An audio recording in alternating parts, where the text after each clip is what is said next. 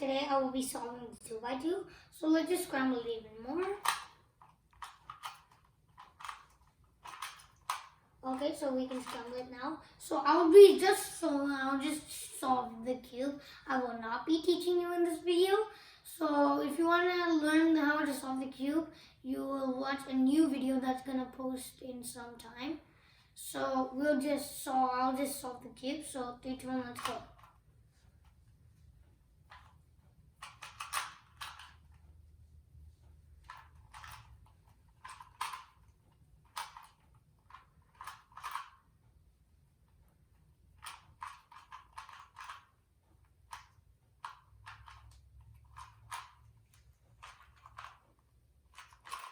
So we're done.